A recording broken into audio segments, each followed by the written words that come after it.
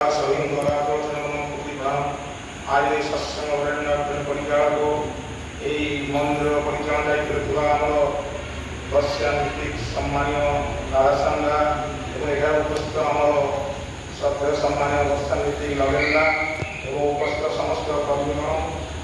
ये गुरुभाता मातृमंडली साधु सदन मंडली छोट छोट पिला समस्त आज सत्संग उद्देश्य आम समस्ते बुझे स्वरमेल पुनः कही आज सत्संग प्रदान कर श्रद्धेय भक्त भाई भेणी मंगली बेहर भाई परिवार मंगल उद्देश्य सत्संग आयोजन कर प्रभु आत्मश प्रार्थना है श्री भक्त भाई परिवार परिवेश एवं मंगली भाई परिवार परिजन व्यक्ति समस्ते समस्ते निश्चित मंगल जीवन अधिकारी हूँ प्रभु प्रतिष्ठा चलतु उपस्थित समस्त से दयाबंधु अपार अधिकारी हूँ आपण समस्ते समस्त पुराणा मुह गदिबा प्रतिकूल परिस्थिति पागल प्रतिकूल परिस्थिति आम ठाकुर पाखे एकत्र भल कीर्तन कोरस को सुंदर केवल आम शांति आनंद टीकाई आमर जहाँ सुविधा असुविधा पादबंध को छुटी आसू आम डेढ़ घंटा समय आम जीवन में आमर अनंत जीवन धरी आमको एत साहय बंचा बढ़िया केवल अनुभव जापर कथा हूँ आम प्रथम से धर्म कथा कहि आम ठाकुर धरी कौन पाइच न पाइच अलग कथा कि मो मत कहि गोटे रास्ता मिल जाइए एक्चुअली आम से रास्ता जाऊे आम जाइए किंतु जे बंचिया बढ़िया ये गोटे रास्ता से रास्ता आम से निर्धारण ना आम बंचिया बढ़िया रास्ता पाई आउ धर्म विषय धारणा जो धर्म साधारण भाव कौन शास्त्र जो ब्रह्मचारी गृहस्थ बानप्रस्थ सन्यासी ये सब सन्यास बेले बाहर बुझा पड़ो बानप्रस्थ या ब्रह्मचारी या गृहस्थ धर्म या ठाकुर कहे सब ही घर भितर अच्छे धर्म दृढ़ कर धर्म संज्ञा ठाकुर सरल सहज करदे आम जो अति तुच्छ साधना करते धर्म भाविक भय करते सरल सहज मार्ग में जावाई आम कौन पूजा करते मंदिर बस जाऊँ मना ना किंतु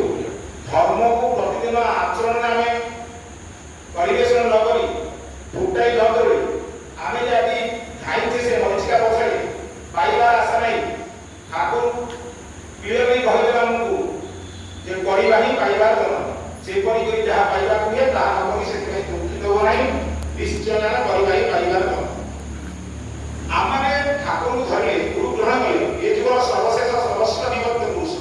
से श्री ठाकुर अनुकूल चंद्र सी हूँ केवल शत्रु नुहति से पुरुषोत्तम आम भाग्यवान पुरुषोत्तम को शत्रु पाई जीवन आम जहाँ जहाँ समस्या से समस्या समस्त समस्या समाधान जे आम पाखे पाइपे यह केवल अनुभव ही जापर धर्म बोली ठाकुर हूँ परिवार तार बेडरूम आरंभ कर पाइना पर्यंत धर्म को नहीं कथा कथा बारे आम भावुले जिते आम हूँ गुरु ग्रहण करते मोर कथा कहि जो आचार्य सह करते से भावुले धर्मटा को विराट भावुले अर्थ बुझी नमी कहुए मारे हरि रखे किए रखे हरि मारे किए यह बर्तमान अनेक पंडित विद्वान मान कहुए शास्त्र को पचरा जाए से एकमत रहे मारे हरि रखे किए अर्थ हरि जहाँ रक्षा करती कहीं मारी पारे ना हरि जहाँ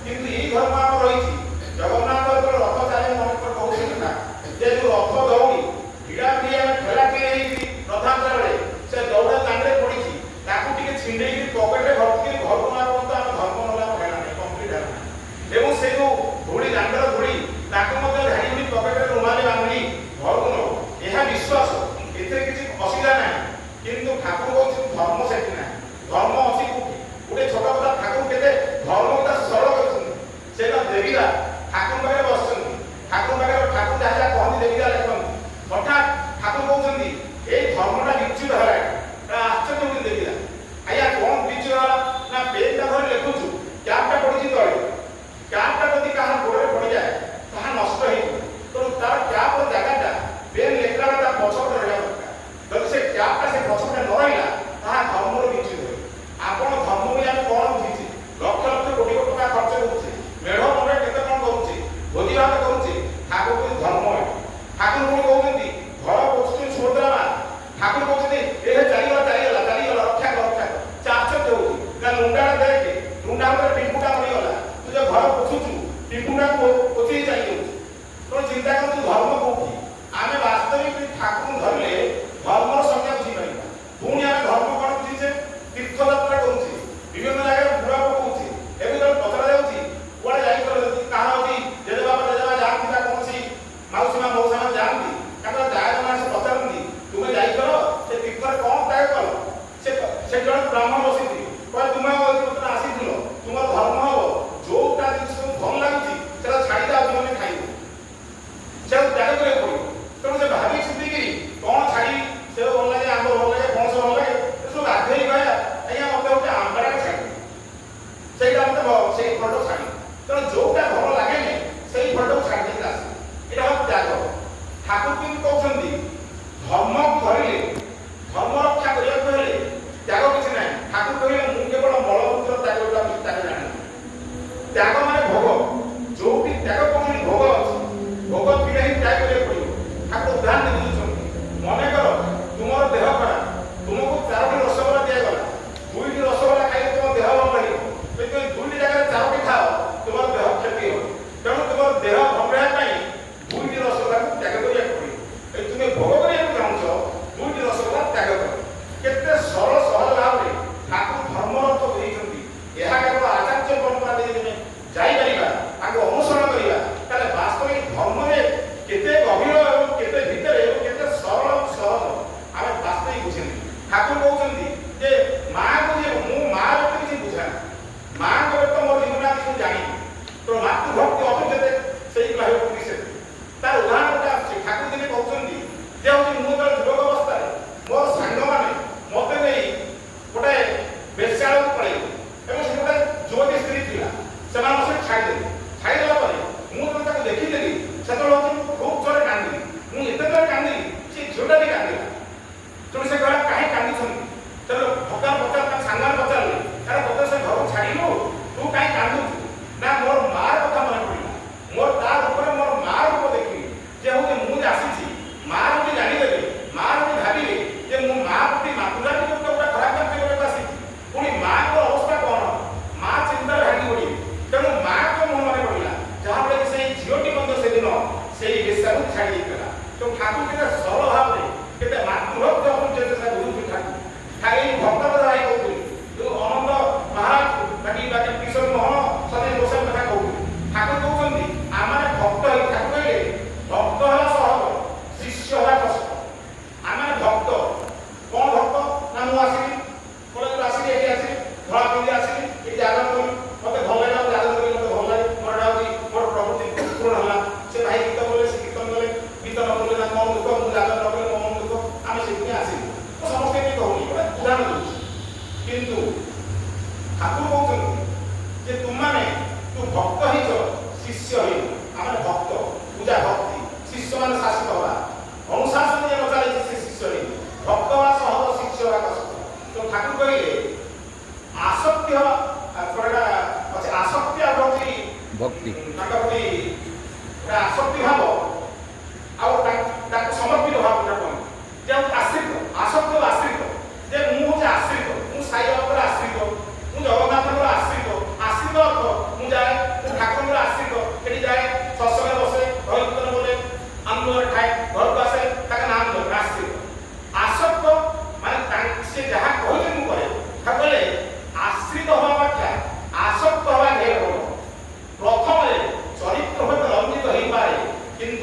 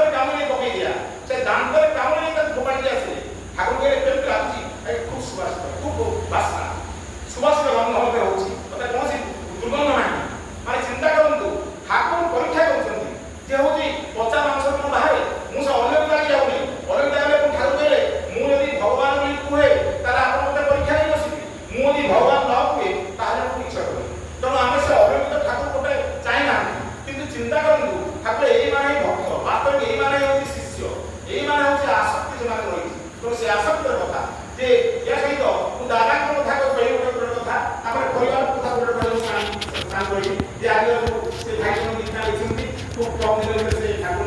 আশ্রিত হয়েছেন ঠাকুর সেই সপ্তাহ অভিনন্দন হয়েছেন যে পরিবার বিষয় কথা যে পরিবার ভিতরে রোগ সব ঠাকুর কহিলে যে কোণ অসুবিধা জানিଛୁ ଆମେ ସବୁ ଯୁଦ୍ଧ କରୁଛେ ଧର୍ମ ଆଚରଣ କରୁଛେ ଅର୍ଥ ଠାକୁର ଆମେ ଯୁଦ୍ଧ କରୁଛେ ଯେ ସତ୍ୟାନ୍ୱେଷଣ କରିଲେ ସର୍ବପ୍ରଥମେ ଆମର ଦୁର୍ବଳତା ଯୁଦ୍ଧରେ ଯୁଦ୍ଧ କରିବାକୁ ପଡ଼ିବ ତାହା ଆମେ ବୁଝିପାରୁନା ମାନେ ବହୁତ ଦୁର୍ବଳତା ସରଳ ଭାବେ କହିଲେ ଦୁର୍ବଳତା ଆମେ କଥା ଅଛି ଯେ ଆମେ ବାସ୍ତବିକ ଯୁଦ୍ଧ କରୁଛେ ଏଇଥିରେ ଯୁଦ୍ଧ କରୁଛେ ପଭର୍ଟି ଦାରିଦ୍ର୍ୟ ବିରୁଦ୍ଧରେ যুদ্ধ করছে ডিজিজ রোগ বিরুদ্ধে যুদ্ধ করছে ডিসইন্টিগ্রেশন সংগতি বিরুদ্ধে তেমন বাস্তবিক আমি যুদ্ধ করছে অসংগত আমি হয়েছে সংগতি আসিয়া পাই আমি তো শান্তিপূর্ণ সৌহার্দ্যপূর্ণ বাতাবরণ আসিয়া পাই মিলিমিশি চলিয়া পাই গুরু গ্রহণ করেছে এবং যুদ্ধ করছে যে আমি ইন্টিগ্রেশন আসু সংগতি আসু অসংগতি ন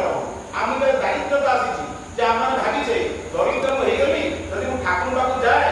চারণে আখড়া ইষ্টপতি করে ହୁଏ ତ ହେଉଛି ମୋର ଦାରିଦ୍ରତା ଘୁଞ୍ଚିଯିବ ତେଣୁ ଇଷ୍ଟପତି ରାଗ ହେଉଛି ମୁଁ ପାଇବାର ଆଶା କରୁଛି ସେଟା ଆଉ ଟପିକ୍ ମୁଁ ଅଳ୍ପ ଟିକେ କହୁଛି ଯେ ହେଉଛି ସେଥିପାଇଁ ପଭର୍ଟି ଦାରିଦ୍ରତା ଦୂରେଇଯିବ ସେଥିପାଇଁ ଆମେ ଯୁଦ୍ଧ କରୁଛେ ପୁଣି ଆମେ କ'ଣ କରୁଛେ ରୋଗ ଡିଜିଜ୍ ରୋଗଗ୍ରସ୍ତ ଆମେ ହେଇଛେ ଆଜି ରୋଗଗ୍ରସ୍ତ ଯୋଗୁଁ ଆମେ କହୁଛେ ଗୃହର ମଙ୍ଗଳ ଗୃହର ଭିତରେ ଆମେ ଦାରିଦ୍ରତା ରହିଛି ଗୃହ ଭିତରେ ଅସଙ୍ଗତି ରହିଛି ପିତା ପୁତ୍ର ସ୍ୱାମୀ ସ୍ତ୍ରୀ ଭାଇ ବନ୍ଧୁ ତାଙ୍କ ଭିତରେ ଅସଙ୍ଗତି ରହିଛି ପଡ଼ା ପଡ଼ୋଶୀ ଅସଙ୍ଗତି ରହିଛି ତେଣୁ ସଂଗତି ଆସିବା ପାଇଁ ରୋଗ ସବ ଦୂରେଇ ଯିବା ପାଇଁ ଦାରିଦ୍ର୍ୟତା ଦୂରେଇ ଯିବା ପାଇଁ ଦୀକ୍ଷା ନେଇଛି ତାହେଲେ ଏ ଦୂରେଇବ କିପରି ଯେ ଠାକୁରଙ୍କୁ ଯଦି ସକାଳୁ ଉଠି ପ୍ରାର୍ଥନା କରି ଇଷ୍ଟପତି କରୁ ତାର ଯୋଉଟା ଆଶା କିଛି ହବ କିନ୍ତୁ ଠାକୁରଙ୍କୁ ବିଧାନ ଦେଇଛନ୍ତି ସେ ବିଧାନ ଯଦି ନ ମାନି ଚାଲିବା ଆମେ ସେ ଠାକୁର ପାଖକୁ ଆସିଲି ତ ମୋ ଦାରିଦ୍ର୍ୟତା ଦୂରେଇ ଯିବ ଠାକୁର ପାଖକୁ ଆସିଛନ୍ତି ସେଦିନ ଅଚିନାୟକ ମା ଚାଲି ଯାଇଛନ୍ତି ତାଙ୍କର ହେଉଛି ସ୍ୱାମୀ ଚାଲି ଯାଇଛନ୍ତି ମା ଆସିଛନ୍ତି ତିନୋଟି ପିଲା ସେତେବେଳେ ଯଦି ଚନ୍ଦ୍ରକଳା ଚକ୍ର ତାଙ୍କୁ ଠାକୁରଙ୍କୁ ଆଣିଛନ୍ତି ତାଙ୍କର ସେ ହେଉଛି ଦୀକ୍ଷାର ତାଙ୍କର ନେଇଛି ତେଣୁ ସେ ଠାକୁର ଆସିଛନ୍ତି ସେ ଠାକୁରଙ୍କୁ ତାଙ୍କର ପଭର୍ଟି ଦାରିଦ୍ର୍ୟ କଥା କହୁଛନ୍ତି ମୋର ସ୍ୱାମୀ ଚାଲିଗଲା ତିନୋଟି ପିଲା କେମିତି ଚଳିବି ଠାକୁର କହୁଛନ୍ତି 5 ଟଙ୍କା ନେଇ ଏଇ 5 ଟଙ୍କା ନେବୁ ପ୍ରତି ମାସରେ ବ୍ୟବସାୟ କରିବୁ ପ୍ରତି ମାସରେ ମୋତେ 5 ଟଙ୍କା ଦେବୁ ତେଣୁ 5 ଟଙ୍କା ସେ ନେଲେ ତୁ 5 ଟଙ୍କା ପାଣି ଆଣିକି ମୁଢ଼ି ଅନ୍ୟ ବ୍ୟବସାୟ କଲେ ଯାହା ଲାଭ ହେଲା ପରିବାରକୁ ଚଳେଇଲେ ତାପରେ ସେଇ 5 ଟଙ୍କା ପ୍ରତି ମାସରେ ଆଣିକି ତାକୁ ଦେଲେ ତାପରେ ଆଶ୍ଚର୍ଯ୍ୟ ତାଙ୍କ ବଢ଼ିଆ ପିଲାମାନେ ବଡ଼ ହେଲେ ତାହେଲେ ଚିନ୍ତା କରନ୍ତୁ ଠାକୁର ପାଖକୁ ଆସିଛି ଠାକୁର ଦେଇଦେବେ ତାହା ନୁହେଁ ଠାକୁର ଦିଅନ୍ତି କିଏ ଦିଅନ୍ତି ଯଦି ମାଗି ଆଣିଲା ଘୋଡ଼ା ମାଗିଲା ସେଦିନ ଠାକୁର କ'ଣ ମାଗେ ଠାକୁର 10 ଟଙ୍କା ଦରକାର ଠାକୁର ଶଳା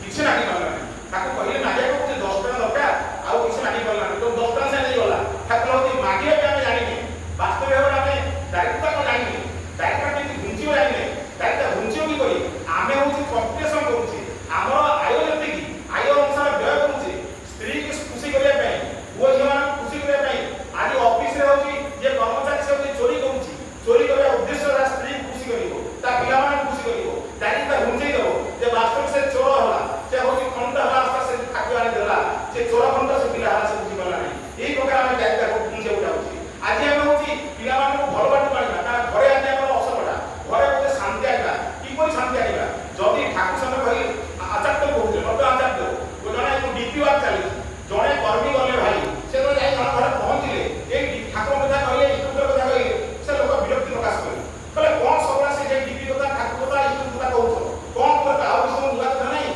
କ'ଣ ପାଇଁ ଆସିଛ ସେ ଭାଇ ଜଣେ କହିଲେ ମୁଁ ଏଇଠି ଆସିଛି ମୋ ଘରେ ଗୋଟେ ବଢିଆ ଝିଅ ଅଛି ମୁଁ ଶୁଣିଲି ମୋର ଗୋଟେ ବଢିଆ ପୁଅ ଅଛି ତୁମେ ଗ୍ୟାରେଣ୍ଟି ଦେଇପାରିବ କି ତୁମର ପୁଅ ମୋ ଝିଅ ପ୍ରତି ଖରାପ ନଜର ନ ପକେଇବ ତୁମର ପୁଅ ଦ୍ୱାରା ମୋ ଝିଅର କିଛି ଅସୁବିଧା ନ ହେବ ଏ ଗ୍ୟାରେଣ୍ଟି ଦେଇପାରିବ ସେ ଆଶ୍ଚର୍ଯ୍ୟ ହେଇଗଲା ତେଣୁ ମୁଁ ସେଇଥିପାଇଁ ବୁଝାଇବାକୁ ଆସିଛି ତୁମେ ତୁମର ପୁଅ ଚଳେଇବ ମୋ ଝିଅକୁ ମୁଁ କିପରି ଚଳେଇବି ଠାକୁର ମାନେ ଭକ୍ତମାନେ ପଚାରିଛନ୍ତି କହିଲେ ଠାକୁର ମୋ ଝିଅ ରାସ୍ତାରେ ଗଲାବେଳେ ତାକୁ ହେଉଛି ଅନେକ ପିଲାମାନେ କଦାଳ ବସା କରନ୍ତି ଇଙ୍ଗିତ କରନ୍ତି ଠାକୁର କହିଲେ ସେ ପିଲାଟା ବାହାରକୁ ଏକଟା ଛାଡ଼ୁ କାହିଁ ଯଦି ଛାଡ଼ୁ କି ପ୍ରକାର ବେଶଭୂଷାରେ ଛାଡ଼ୁ ଏବଂ ଯଦି ବେଶ ଛାଡ଼ୁ ଠାକୁର କହିଛନ୍ତି ଝିଅ ମୋ ତୁମର ସେବା ତୁମର ଚିନ୍ତା ତୁମର ଚଳଣି ପୁରୁଷ ଜନସାଧାରଣ ଭିତରେ ଯେପରି ଏପରି ଗୋଟେ ଭାବ ସୃଷ୍ଟି କରି ଯେଉଁଥିରେ ସେମାନେ ଅବନତ ଅବସ୍ଥାରେ ଦାନ ହୋଇ ସସମ୍ଭ୍ରମେ ଭକ୍ତିଗତ କଣ୍ଠରେ ମା ମୋ ଜନନୀଙ୍କ କହି ମୁକ୍ତ ହୁଅନ୍ତି ବୌଦ୍ଧ ହୁଅନ୍ତି ତୃପ୍ତ ହୁଅନ୍ତି ଉଦାତ୍ତ ହୁଅନ୍ତି ତେବେ ହିଁ ତୁମେ ଆଜି ତେବେ ହିଁ ତୁମ ସତ୍ୟ ଆଉ ନାରୀ ଭିତରେ ଲେଖା ହେଇଛି ଆମେ ପଢ଼ିଲେ କାରଣ ଆମ ସତ୍ୟାନୁସରଣ ତାପରେ ନାରୀ ପଢ଼ା ହେବ ତାପରେ ତା ପର ବିଷୟରେ ପଢ଼ିଦେବୁ ଝିଅ ମୋର ତୁମର ସେବା ତୁମର କହିବା ତୁମର ଚିନ୍ତା ଚଳନି ପୁରୁଷ ଜନସାଧାରଣରେ ଗୋଟେ ଭାବର ସୃଷ୍ଟି କରେ ଠାକୁର କହିଲେ ଯୋଉ ମାର ମୁଣ୍ଡରେ ଓଢ଼ଣା ଥିବ ନା ଶାଢ଼ୀ ଠିକ ପିନ୍ଧିଥିବ, ଯେତେ ଜାନୁଆର ଦଶକର ହେଲେ ମଧ୍ୟ ସେଇ ମାକୁ ଦେଖିଲେ ତା ଭିତରେ ମାତୃଭାବ ସୃଷ୍ଟି ହେବ। ଆମେ ତା ନାହିଁ, ଆମେ ୟା ଉପରେ ଆସିବ, ଆମେ ଭାତ ପରିକ୍ରମା ପୂର୍ବରୁ କରିବା ହେଉଛି ମାଟି ସବୁବେଳେ ଚାଲିବ। ମା ଶ୍ରୀ ବଡ଼ମା କି ପ୍ରକାର ଅବସ୍ଥାରେ ଥିଲେ, କିପରି ସ୍ୱାମୀ ତାକୁ ଜାଣୁଥିଲେ। ଯେତେବେଳେ ହଉଛି ଗୋଟେ ଥିଏଟର ହଉଛି ଚାଲିଛି, ଯେତେବେଳେ ଡକା ତାଙ୍କୁ ଆସନ୍ତୁ ଆଜ୍ଞା ଆପଣଙ୍କର ପୁଅ ଘରେ ଥିଏଟର ଦେଖିବେ, ବର୍ତ୍ତମାନ ସମୟ ହେଇଗଲାଣି, ସେତେବେଳେ ମା କହୁଛନ୍ତି ଏବେ ଜମ ଆସିଲେ ମୁଁ ଯିବିନି, ଥିଏଟର କଣ, କାରଣ ଜମଇ ମତେ ଦେଇଦେଉନି, କାହିଁକିନା ଠାକୁରଙ୍କର ଭୋଗ ଲାଗିବ, ଠାକୁରଙ୍କର ଭୋଗ ଏପର୍ଯ୍ୟନ୍ତ ଲାଗିବ। ତେଣୁ ଚିନ୍ତା କରନ୍ତୁ ସ୍ୱାମୀକରଣ କିନ୍ତୁ ସେଥିରେ। ତେଣୁ ସ୍ୱାମୀକରଣ ହେବା ଯଦି ନାହିଁ ଯୋଉ ଘରେ ହଉଛି ସ୍ତ୍ରୀ ସ୍ୱାମୀକରଣ ନୁହେଁ, ଯୋଉ ଘରେ ଠାକୁର କହିଲେ ପିଲା ଆମେ କହୁଛେ ମଙ୍ଗଳ କଥା କହୁଛେ, ଯୋଉ ପରିବାର ମଙ୍ଗଳ କଥା ହେଇଛି ସେମାନେ ସତ୍ସଙ୍ଗ କରୁଛନ୍ତି। ଠାକୁର ଜାଣିଛ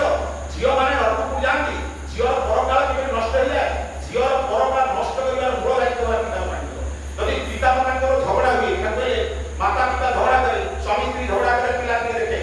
ସର୍ବନାଶର ସଦରତାରେ ପିଲାମାନଙ୍କୁ ରଖେ। ଠାକୁର କହୁଛନ୍ତି ପିଲାମାନେ ବାପା ମା ଝଗଡ଼ା କଲେ, ମା ପଟିଆ ହଉଛି ପୁଅ ବାହାରିଲା ଏବଂ ହଉଛି ପୁଅ ବାହାରିଲା ବେଳେ ବାପାକୁ ଗାଳି କଲା, ଯଦି ଠାକୁର କହୁଛନ୍ତି ତାହେଲେ କଣ ହୁଏ ନା ମା କହୁଛି ଆଜ୍ଞା ଯେତେବେଳେ ମୋର ସ୍ୱାମୀ ଯେତେବେଳେ ମତେ ଗାଳି କରନ୍ତି ସେତେବେଳେ ମୋ ପୁଅର ମୁହଁ କଳା ପଡ଼ିଯାଏ, ନା କାହିଁକି ନା ହଉଛି ପୁଅ ହଉଛି ସହିପାରେ ନା ତୋ ମୁହଁଟା ଆଗ କଳା ପଡ଼ିଯାଏ ଏବଂ ପୁଅ ହଉଛି ବାପାକୁ ଗାଳି କରିବା ସେ ମା କହୁଛି। ଠାକୁର କହିଲେ ତୋ ସେତିକିବେଳେ କହିବାର ଥିଲା ଯେ ପୁଅକୁ ଜାବୁଡେ ପକେଇ କହିଥାନ୍ତୁ ସିଏ ତୋର ପିତା ତୋର ସ୍ୱାମୀ, ସେ ମତେ ଗାଳି କରିବାର ଅଧିକାର ଅଛି। ଏହା ଯଦି ନ କହିଲୁ ସେଇ ପିଲା ସେଇ ସ୍ୱାମୀ ସ୍ତ୍ରୀ ଝଗଡ଼ା ବେଳେ ମା ପଟିଆ ହେଇଥିଲା, ଏବେ ବଡ଼ ହେଇଯିବ, ବିବାହ ହବ, ତାର ମା ପ୍ରତି କୌଣସି ଆସକ୍ତି ଆସିବ ନାହିଁ, ବାପ ପ୍ରତି ଆସିବ ନାହିଁ, ଉଭୟଙ୍କୁ ଭଲ ପାଇବ ନାହିଁ, ସେ ଗୋଟେ ନିର୍ଦ୍ଦିଷ୍ଟ ଦିଗ ଦେଇ ଚାଲିବ। ତେଣୁ ଏ ଯୋଉ ଧର୍ମର କଥା, ଏ ଧର୍ମ କରିବା ପାଇଁ ଆମକୁ କଷ୍ଟ ଲାଗିବ। ତେଣୁ ବାସ୍ତବିକ ଭାବରେ ଆମେ ଯୋଉ ପୂଜା କରିବା କରୁଛେ, ଯୋଉ ତଥାଗତ ଧର୍ମ କଥା ଆମେ କହୁଛେ, ଯୋଉ ମଙ୍ଗଳା ପୂଜା କରୁଛେ, ଏ ଯୋଉ ଆମେ ସାବିତ୍ରୀ ବ୍ରତ ଗଲା ଆପଣ ସେମାନେ ଜାଣିଛନ୍ତି କଥା ନୂଆ ନୁହେଁ, କିନ୍ତୁ ଠାକୁର ଯେତେ କହିଲେ ଭଲ ଲାଗେ ଯେ ହଉଛି ଶ୍ରୀ ବଡ଼ମା ସାବିତ୍ରୀ ବ୍ରତ କରିଥିଲେ। ଆମେ ଧର୍ମଟା ଏଇ କଥା ବୁଝିବା ଯେ ଧର୍ମଟା କିପରି ହେଇଛି, ଯେ ଆମେ ସାବିତ୍ରୀ ବ୍ରତ କରୁଛେ, ସାବିତ୍ରୀ ବ୍ରତ ବେଳେ ଉପବାସ କଲା ବେଳେ ଯଦି କୌଣସି ସ୍ୱାମୀ ଅଫିସ ପଛରୁ ଆସି ବାହାରୁ ଆସି ପାଣି ମାଗନ୍ତି, ତାହେଲେ ସେ ସ୍ତ୍ରୀ ଯୋଉ ପ୍ରକାର ଭାବରେ ତିରସ୍କାର କରନ୍ତି ଯେ ହଉଛି ମୁଁ ଆଜି ଉପବାସ, ମୁଁ କରିପାରିବି ନାହିଁ, ତୁମେ ରୋଷେଇ କର, ବାହାରେ ଖାଇଦିଅ, ନହେଲେ ଘିନି ଆସ, ପିଲାକୁ ଦେଇଦିଅ, ଏ ଯୋଉ କଥା। କିନ୍ତୁ ସେଦିନ ସେ ଠାକୁରଙ୍କର ଦେହ ଖରାପ, 42 ଦିନ ଧରି ଠାକୁର ଅସୁସ୍ଥ, ଶ୍ରୀ ବଡ଼ମା ଜଳ ବି ଗ୍ରହଣ କରୁନଥିଲେ, ଶ୍ରୀ ବଡ଼ଦାଙ୍କର ଅନୁରୋଧରେ ଲେମ୍ବୁ ପାଣି ଦିନକୁ ଗୋଟେ ଗ୍ଲାସ ପିଇଲେ। ଠାକୁର ଯେତେବେଳେ ଅନ୍ନ ଧରିଲେ ସେତେବେଳେ ହଉଛି ଶ୍ରୀ ବଡ଼ମା ଅନ୍ନ ଧରିଲେ। ଆମେ ନାଟୁସମୟ କରୁଛେ, ଏହା ଯଦି ଆପଣ ଚରିତ୍ରତର କରିବା ତାହେଲେ ଏଇଟା ହିଁ ବାସ୍ତବିକ ଆସକ୍ତି। ଏଇ ଆସକ୍ତି ଯଦି ନ ଆସିବ ହବ କି ଆମେ କି ଧର୍ମାଚରଣ କରୁଛେ, ଆମେ ଧର୍ମାଚରଣ କରୁଛେ କାର୍ତ୍ତିକ ମାସରେ ଆମିଷ ଧର୍ମ, ଆମର ଆମିଷ ଖାଇବା ନିଷେଧ ପାଇଯାଇଛି, ଆମେ ଧର୍ମ କରୁଛେ। କିନ୍ତୁ କହୁଛେ କଣ ଧର୍ମ କଣ ପାଇଁ କରୁଛୁ, ଯୋଉ ମା କେମିତି କାର୍ତ୍ତିକ ମାସରେ ଘରକୁ ଆଇଁଷ ବସିବନି, ଯଦି ଆସୁଛି ସ୍ୱାମୀ ସାଙ୍ଗେ ମନେ ହବ ଆମିଷ ଆଣନି, କିରେ ତମ ଘରେ ଆମିଷ ଆସିନି, ପିଲା ଯାଇ ବାହାରେ ବଜାର ଅଛି, ସେ କଣ ଖାଉଛୁ ନା ମୁଁ ହଉଛି ଏଇଟା ଖାଉଛି, କଣ ଅଣ୍ଡା ଆମଲେଟ୍ କଣ ଖାଉଛି ନା ଆଉ କଣ କରୁ ନା ଜ୍ୱର ନେଇ ନା କାହିଁ ରହୁଛୁ ନା ମା କହୁଛି ବାହାରେ ଖାଇଦେବୁ, ବାପା ପାଇଁ ଇଏ ଆସୁ ସେ ବାପା ବାହାରେ ଖାଇଦେବୁ। ଆପଣ ଧର୍ମ ବୁଝନ୍ତୁ, ଆମିଷ ଖାଇବା ଘର ଭିତରେ ବସିବନି, କାର୍ତ୍ତିକ ମାସରେ ମୁଁ ହବିଷ କରୁଛି, କାହା ପାଇଁ କରୁଛୁ, ଯୋଉ ଆମିଷ ଖାଇଲେ ରୋଗ ହୁଏ, ରୋଗ ହେଲେ ତୋ ସ୍ୱାମୀ ତୋ ପୁଅ ମରିବେ, ଦେହ ରୋଗଗ୍ରସ୍ତ ହେବେ, ୟାର ତୁ କହୁଛୁ ମୋ ଘରେ ଆମିଷ ବସିବନି, ଯା ବାହାରେ ଖାଇଦେ ଆସ, କିଏ ଗୁରୁବାର କାହିଁ ବାହାରେ କରୁଛୁ ନା ଆଜ୍ଞା ଖାଇବାକୁ ଆସିଛି ଆମ ବାପାଙ୍କର ଖାଇବାକୁ ଆସ ନା କାହିଁ ଖାଇବାକୁ ଆସ ନା ଗୁରୁବାର ଆଜି ବୋଉ ଗଲା ବାହାରେ ଖାଇଦେ, ବାପା ବୋଉ ତା ନିଜେ ଆମିଷ ଖାଇଦେ, ଯାହା ଖାଇବା ଚିକେନ ମଟନ ଖାଇଦେ। ଆପଣ ଆଚ୍ଛା ଠାକୁର ଧରିଲା ପରେ ଆମେ ଧର୍ମ କଥା ବୁଝେ ନ କରେ, ମୁଁ ନ କରିପାରେ, ମୁଁ ନ ବୁଝିପାରେ, ମୁଁ ବୁଝିଛି ତ ଏ ଜନ୍ମରେ ବୁଝିଲି, ଆର ଜନ୍ମ ହତେ କରିପାରେ। ଆପଣ ଚିନ୍ତା କରନ୍ତୁ କେତେ ଭାଗ୍ୟବାନ ଆମମାନେ ଯେ ବାସ୍ତବିକ ଧର୍ମକୁ ଯୋଉ ଅନ୍ଧାର ଭିତରେ ଆମ ପାଖରେ ଆମର ପୂର୍ବପୁରୁଷ ରଖିଥିଲେ ବର୍ତ୍ତମାନ ରଖିଛନ୍ତି। ସଂକ୍ରାନ୍ତିରେ ଖାଇବାନି, ସୋମବାର ଖାଇବାନି, ଶିବ ଖାଆନ୍ତିନି, ମଙ୍ଗଳବାର କଣ ଶିବଙ୍କୁ ବାହାର ଦେବା ନା ଶିବ ଆଜ୍ଞା ଆପଣ ହଉଛି ସେଦିନ ଖାଇଥିଲେ ମାନେ ଆମିଷ ଆମେ ଖାଇଥିଲୁ, ଆଜି ଟିକେ ଆପଣଙ୍କ ଆମେ ଆମିଷ ପୂଜା କରୁ। ୟାର କଣ କନସେପ୍ଟଟା କଣ, ୟାର କଣ ଗୁରୁବାର ଦିନ ଘର ଧୋଇଦେବା, ଲକ୍ଷ୍ମୀ ପୂଜା କରିବା, ଶୁକ୍ରବାର ଦିନ ଯାଇକି ମାର୍କେଟରେ ପହଞ୍ଚିବା, ସେଟା କାହିଁକି ନା କାଲି ଗୁରୁବାର କହିବା ଆଜ୍ଞା ଲକ୍ଷ୍ମୀ ମା ଆପଣ ପଳାନ୍ତୁ ଘରକୁ ଛାଡ଼ିକିରି, ପୁଣି ନେକ୍ସଟ ଗୁରୁବାର ଆମ ଘରକୁ ଆସିବେ, ଆଉ ବର୍ତ୍ତମାନ ଆମେ ଆମିଷ କରୁ, ଆମେ ଧର୍ମ ବୁଝିଛେ। ତେଣୁ ଧର୍ମର ଅବସ୍ଥା ଏହା, ଆମିଷ ଖାଲି କଣ ଗୋଟେ କଥା ମନେ ଆସେ, ବିଶ୍ଵେଶ୍ୱର ରାୟ ଗୋଟେ ବଙ୍ଗାଳୀ ଭକ୍ତ ଠାକୁର ପାଖରେ ଆସିଛନ୍ତି, ଠାକୁର ପାଖରେ ଠିଆ ହେଇ କହୁଛନ୍ତି ଠାକୁର ମୁଁ ଦୀକ୍ଷା ନେଇଛି, ଠାକୁର ସ୍ୱସ୍ତିକ ଦେଇଛି ତ ନା ଆଜ୍ଞା ମୁଁ ବଙ୍ଗାଳୀ, ଆମେ ମାଛ ଛାଡ଼ି ପାରୁନୁ, ତେଣୁ ମୁଁ ସ୍ୱସ୍ତିକ ଦେଇପାରିବି ନାହିଁ, ତାପରେ ନେଲେ ଭଲ ସ୍ୱସ୍ତିକ ନେଇ ମାଛ ଛାଡ଼ି, ସେ କିନ୍ତୁ ଶୁଣିଲେ ଠାକୁର ଚାଲିଯାଇଛି। 6 ମାସ ପରେ ଆସିଛି, ତାର ଅବସ୍ଥା ସାଂଘାତିକ ହେଇଯାଇଛି, ତାର ତଣ୍ଟି ଫିଟୁନି, କଣ ହେଇଛି ଘଟଣା ନା ମାଛ ଖାଉ ଗୋଟେ କଣ୍ଟାଟେ ତାର ତଣ୍ଟି ଭିତରେ ପଶି ଯାଇଛି, ସେ କଣ୍ଟା ବାହାରିଲା ନାହିଁ, ବହୁ କଷ୍ଟରେ ଡକ୍ଟର ଅପରେସନ କଲେ, ଅପରେସନ କଣ୍ଟାଟା ସାରା ବାହାରିଗଲା, ସେ ଜାଗାଟା କ୍ୟାନ୍ସର ହେଇଗଲା। ଡକ୍ଟର ତାକୁ ଡିକ୍ଲାର କଲେ ୟାର ପୋଷ୍ଟ ଆଉ ବଞ୍ଚିବ ନାହିଁ। ଘୁଷୁରି ଘୁଷୁରି ଠାକୁରଙ୍କ କଥା ମନେ ପଡ଼ିଲା, ସେତିକିବେଳେ ମନେ ପଡ଼େ ଠାକୁର ମୁଁ କରିବି କ'ଣ, ମୋ ହାତରେ ନାହିଁ। ଠାକୁରଙ୍କ କଥା ଆସିଛି, କହିଲେ ଠାକୁର ଆଉ କଥା କହିପାରୁନି, ମୁଁ ଆଉ ବଞ୍ଚିବିନି। ଠାକୁର ତାକୁ ଚାହିଁ ମୁହଁ ବୁଲେଇ ଦେଲେ, ଠାକୁର କାନ୍ଦିବାକୁ ଆରମ୍ଭ କଲେ। ତାପରେ ଠାକୁର କହିଲେ କହିଦେ ଆଉ ମେଡିସିନ ଚାଲ ଖାଉ। ସେ ମେଡିସିନ ଖାଇବାକୁ ଚାଲିଗଲା, ଆସ୍ତେ ଆସ୍ତେ ସୁସ୍ଥତା ଅନୁଭବ କଲା। ଆପଣ ଚିନ୍ତା କରନ୍ତୁ ଯେ ମାଛ ମାଂସ ପାଇଁ ଠାକୁର କ'ଣ କରୁଛନ୍ତି, ଆମେ କହୁଛେ କ'ଣ? ଘର ଭିତରେ ଝଗଡ଼ା ହେଉଛି, ଆଚାର୍ଯ୍ୟ କଥା ମନେ ପଡ଼େ। ଆଚାର୍ଯ୍ୟ ନାଟକରେ ଅଛନ୍ତି ଭୁବନେଶ୍ୱର ନାଟକ ମନ୍ତ୍ରୀ, ବର୍ତ୍ତମାନ ଆଚାର୍ଯ୍ୟ କହୁଛନ୍ତି ଆଚ୍ଛା ତୁମ ଘରେ ସବୁ ଝଗଡ଼ା ହଉଛି, ତୁମେ କହୁଛ ମୋ ଘରେ ମୋ ସ୍ତ୍ରୀକୁ ମୁଁ ରାଜକୁମାରୀକୁ ରଖିଛି, ସେ ରାଣୀ ତାକୁ ରଖିଛି, କ'ଣ ବୁଝ କିପରି ରଖିଛି? ତାକୁ ବର୍ତ୍ତମାନ ଆଚାର୍ଯ୍ୟ ପଚାରନ୍ତି ଭୁବନେଶ୍ୱର କଥା ଯେ ଯେତେବେଳେ ମୋର ଏଇ ଯେଉଁ ଅଭିନ୍ନ ମା ମୋତେ କୌଣସି କମ୍ପ୍ଲେନ୍ କରନ୍ତି, ମୁଁ ହେଉଛି କିଛି ନ କହି ପଳେଇଯାଏ। ମୁଁ କହେ ହଁ ସେ ଆଉ ଟିକେ ବୁଝିଯିବେନି, ସେ ମନଟାକୁ ବୁଝିଯାଏ। ତେଣୁ ମୁଁ ମୋ ସ୍ତ୍ରୀକି ଏଇପରି ମୁଁ ରାଣୀକି ରଖିଛି, ଆପଣମାନେ କିପରି ରଖିଲେ ଆପଣ ଭାବନ୍ତୁ। ତେଣୁ ଦେଖନ୍ତୁ ଧର୍ମର କଥା ଆଜି ଆଚାର୍ଯ୍ୟଙ୍କର ଆମେ ଯାଉ ଦେବର ଆଶ୍ରମରେ କୋଉଠି ପକୋଡ଼ି ଖାଉ, କୋଉଠି ସିଙ୍ଗଡ଼ା ଖାଉ, କୋଉଠି ଆଳୁ ଚପ ମୁଢ଼ି ଖାଇକି କୁଆଡ଼େ କ'ଣ ବୁଲି ବୁଲି ଆସୁ। ଆଚାର୍ଯ୍ୟଙ୍କର ଶୁଣିଲେ ସେ ତାଙ୍କର ସଂଳାପରେ ଆମେ ଯାଉଛେ, କିଛି ସମୟ ବସନ୍ତୁ, ସେ କେତେ ସୁନ୍ଦର ସୁନ୍ଦର କଥା କହୁଛନ୍ତି। ଯେ କହୁଛନ୍ତି ଯେ ହେଉଛି ମୋର ଘରେ ମୁଁ ଯାଉଛି ଇଏ ବେଳେ ବସିଛନ୍ତି, ହେଉଛି ଦାଦା ମୋର ବାବା ବସୁଛନ୍ତି, ତାଙ୍କର ଡିଙ୍କି ବାଦା ବସି ସିପାହୀରା ବସୁଛନ୍ତି, ସୁବାଦା ବସୁଛନ୍ତି, ଅନେକ ବସୁଛନ୍ତି। ଦାଦା କହୁଛନ୍ତି ଆରେ ତୁମା ଯେଉଁ ରାଗ କେତେ ରାଗରେ କାହିଁ ଆମର ରାଗ ସେମାନେ କହୁଛନ୍ତି ନା କେତେ ଦିନ ରହେ ନା 4 ଦିନ ରାଗ ରହେ, 5 ଦିନ ରହେ। ସେତେବେଳେ ମୁଁ ସେପଟେ ଯାଉଥିଲି, ଆଚାର୍ଯ୍ୟ କହୁଛନ୍ତି। ଦାଦା କହୁଛନ୍ତି ଏ ବାବାଇ ତୋର ରାଗ ହୁଏ ନା ହୁଏ ନା କେତେ ଦିନ ରହେ ନା ଅନେକ ଦିନ ରହେ। ଦାଦା କହୁଛନ୍ତି 15 ଦିନ ଅଧିକ ରାଗ ରଖିବୁ ନାହିଁ, ଅଧିକ ରାଗ ରଖିଲେ ତୋର କ୍ଷତି ହବ। ତାହେଲେ ସେଇ ଦିନ ମୁଁ କାହାକୁ ରାଗି। କେତେ ସୁନ୍ଦର କଥା। ଆପଣ ଆଚାର୍ଯ୍ୟ ସଂଗଳାର କଥା କୁହନ୍ତୁ। ସେଟା କହୁଛନ୍ତି ମୁଁ ଗାଡ଼ି ଚଲାଏ, ମୋ ମୋଟର ସାଇକେଲ ଚଲେଇବାଟା ଦାଦାକୁ ମୋ ବାବାକୁ ଭଲ ଲାଗେ ନା। ବାବାଇ ଆଉ ଆଜି ମୁଁ ଗାଡ଼ି ଚଲେଇବି, ମୁଁ ସେଗୁଡ଼ା ମୋଟର ସାଇକେଲ ଚଲେଇବି। ହଠାତ୍ ଦିନେ ବହୁଦିନ ପରେ ଜଣେ ଲୋକ ଗୋଟେ ନୂଆ ଗାଡ଼ି ଆଣି ଦେଲା, ମତେ କହିଲେ ବାବାଇ ଗାଡ଼ି ବସ, ଗାଡ଼ି ଚଲା। ଗାଡ଼ିରେ ମୁଁ ଗାଡ଼ି ଚଲେଇଲି, ଗାଡ଼ି ପଛପଟେ ବାବା ବସିଲେ, ଦାଦା ବସିଲେ, କହିଲେ ଏପଟେ ନେ ସେପଟେ ନେ, ମୁଁ ଚାଲିଲି, ତାପରେ ମୁଁ ଗାଡ଼ି ଚଲାଏ। ଆପଣ ଚିନ୍ତା କରନ୍ତୁ ପିଲାମାନେ ଆମେ ଗୋଟେ ଘରର ମଙ୍ଗଳ କାମନା କରୁଛି, ଯଦି ଆମେ ଆସକ୍ତି ନଥିବା ଆଶ୍ରିତ ହେଇକି ଥିବା ତାହେଲେ ଏଇ ସଂସଦ ବାହାର ପରେ ଆମେ ଯାହାକୁ ସେଇଆ। ତେଣୁ ସେଠି କ'ଣ ହେଉଛି ନା ପିଲା କହୁଛି ମତେ ଏଇ ଗାଡ଼ିଟା ଦିଅ, ଏଇ 2 ଲକ୍ଷ ଟଙ୍କା ଗାଡ଼ିଟା ମୋ ଦରକାର, ଏଇ 1.5 ଲକ୍ଷ ଟଙ୍କା ଫୋନ୍ଟା ଦରକାର, ଏହା ନହେଲେ ହବ ନାହିଁ। କିନ୍ତୁ ଆଚାର୍ଯ୍ୟଙ୍କ ସଙ୍ଗ ଲାଭ କଲେ ସେମାନେ ବାପା ସହିତ କିପରି ବ୍ୟବହାର କରନ୍ତି, ପିତୃ ସତ୍ୟ କିପରି ପାଳନ କରନ୍ତି, ସେ କଥା ଆମେ ଜାଣିବୁ। ମାନେ ଛୋଟିଆ କଥା ତେଣୁ ହେଉଛି ଜଣେ ଭକ୍ତ ଯେ ଭଗବାନ ଯେ ଭକ୍ତ ପଚାରୁଛି ଠାକୁର, କହିଲେ ଠାକୁର ଆପଣ କୋଉଠି ଗୁରୁ ଗ୍ରହଣ କରିବା କଥା। ଏ ରାମଚନ୍ଦ୍ର କଥା ଆପଣ କୁହନ୍ତୁ। ରାମଚନ୍ଦ୍ର ସେ ହେଉଛି ଭଗବାନ ବୋଲି ଆପଣ କହୁଛନ୍ତି। ସେ ରାମଚନ୍ଦ୍ର ହେଉଛି ତାଙ୍କର ସ୍ତ୍ରୀକୁ ଯେତେବେଳେ ରାବଣ ହରଣ କରି ଚାଲିଗଲେ, ଅପହରଣ କଲେ, ସେତେବେଳେ ସେ ଯୁଦ୍ଧ କଲେ। ଆଚ୍ଛା ଏଇଟା ଗୋଟେ ନୂଆ କଥା, ପୃଥିବୀରେ ତ ଆମେ ଭଗବାନ କହିବା ମୋର ସ୍ତ୍ରୀ ଯଦି କିଏ ନେଇଯାଏ ମୁଁ ତ ଛାଡ଼ିଦେବି, ମୁଁ ଯୁଦ୍ଧ କରିବିନି। ଆଉ ରାମ ତ ଯୁଦ୍ଧ କଲେ, ଆଉ ବଡ଼ କଥା କ'ଣ? ସେତେବେଳେ ହେଉଛି ଠାକୁର କହୁଛନ୍ତି ରାମଚନ୍ଦ୍ରଙ୍କୁ ସେଥିପାଇଁ ଭଗବାନ କୁହାଯାଏ ନାହିଁ। ରାମଚନ୍ଦ୍ର ପିତୃ ସତ୍ୟ ପାଳନ କରି 14 ବର୍ଷ ବନବାସ ଯାଇଛନ୍ତି,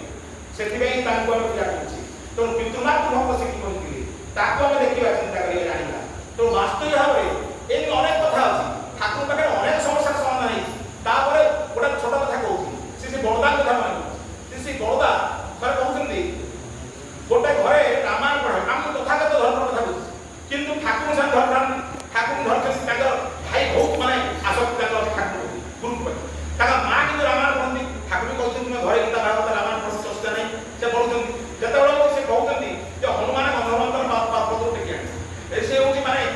ଲଙ୍କା ଜୟ କରିବା ପାଇଁ ସେ ସେତୁବନ୍ଧ ବାନ୍ଧି ଚାଲି ଆରମ୍ଭ କରିବା। ସେତେବେଳେ ହେଉଛି ଏ ଭାଇର ହସିଲେ, ତା ସ୍ୱାମୀ ହସିଲେ। ହସିଗଲା ବେଳେ ସେ ଖୁବ୍ ଜୋରରେ ହେଉଛି ରାଗିଲେ ତାଙ୍କ ଏବଂ ରାଗି କାନ୍ଦିବାକୁ ଆରମ୍ଭ, ଆଉ ସ୍ୱାମୀ ଯିବାକୁ କାନ୍ଦିବାକୁ ଆରମ୍ଭ।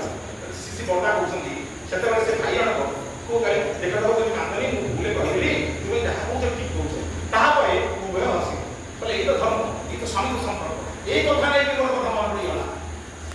ବର୍ତ୍ତମାନ ଆଚାର୍ଯ୍ୟ କହୁଛନ୍ତି କହିଲେ ଦିନେ ମତେ ହେଉଛି ମୁଁ ଯାହା ଖାଏନି, ଅନ୍ୟମାନେ ଯାହା ଖାଆନ୍ତି ନ ଖାଆନ୍ତି ମତେ ଦିଅନ୍ତି, ମୋର ମା ସବୁଟା ଆଣି ମତେ ଦିଅନ୍ତି। ମୁଁ କହେ ମା ମୁଁ କ'ଣ ମୋ ମୁହଁରେ ତାହେଲେ ଲେଖିଦିଅ ୟୁଜ୍ ବି, ତାହେଲେ ମତେ ମାନେ 10 ଦିନ ଲେଖାଏ ସେ ଯାହା ଯିଏ ନ ଖାଇଲା ତୁ ଖା। ତେଣୁ ମୁଁ ଖାଏ, କିନ୍ତୁ ମତେ ହେଉଛି ସାରୁ ଖାଇବାକୁ ଭଲ ଲାଗେ, କିନ୍ତୁ ଅଭିଜ୍ଞ ମା ସାରୁ ଖାଏ, ତାକୁ ସାରୁ ଭଲ ଲାଗେ। ତେଣୁ ହେଉଛି ଦିନେ ଦାଦାଙ୍କୁ ନେଇ କହିଲି, ମୋ ବାବା କହିଲି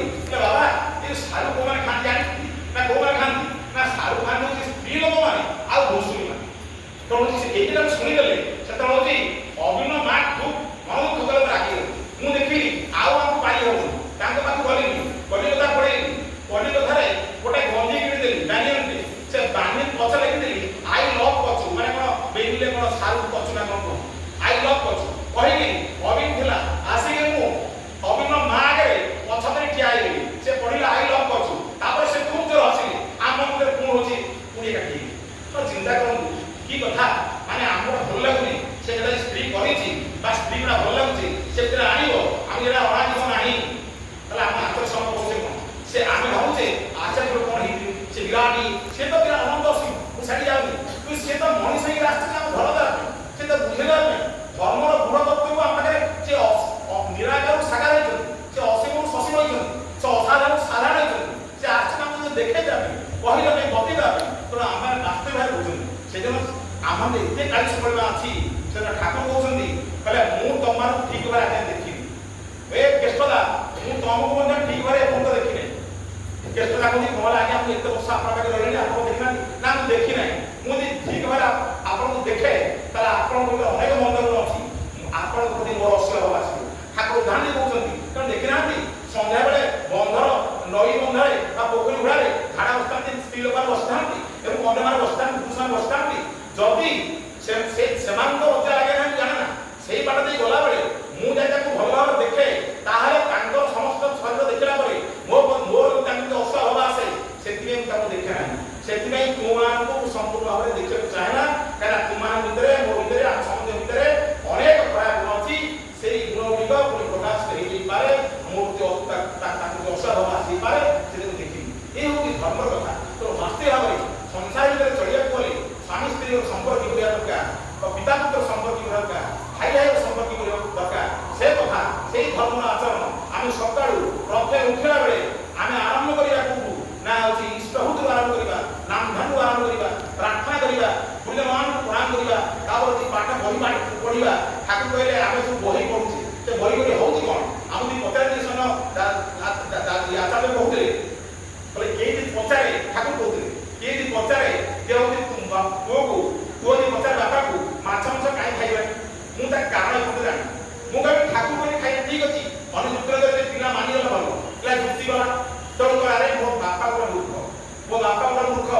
से जानि नांती माछ माछ केते उपकार अछि डाक्टर कहउछन तो वास्तव रे आमे जो ग्रंथ बाटा कहउछे ठाकुर कहले दादा भी कहउछन आचार्य भी कहउछन से ग्रंथ जो बाटा गले प्रत्येक गोटे बाणी परिवार भितरे से जो नारायण भितरे पढिले से नारायण भितरे बुझे दो के ज्येष्ठ लोक थिबो से बुझे दो या अर्थ या पिला माने बुझिले नहले सेही भागवत रे मुनि वसई गुरु देह गुरु गुरु हरिनाम में जाओ तो विद्या पूर्ण में ताओ तो गुरु दीक्षा है बंद हो गया नानी त्यागी आमे से बंद उन ताको संध्या बेले चार भाग मारबो बस सेही अवस्था होची आमे सतर्क होंतु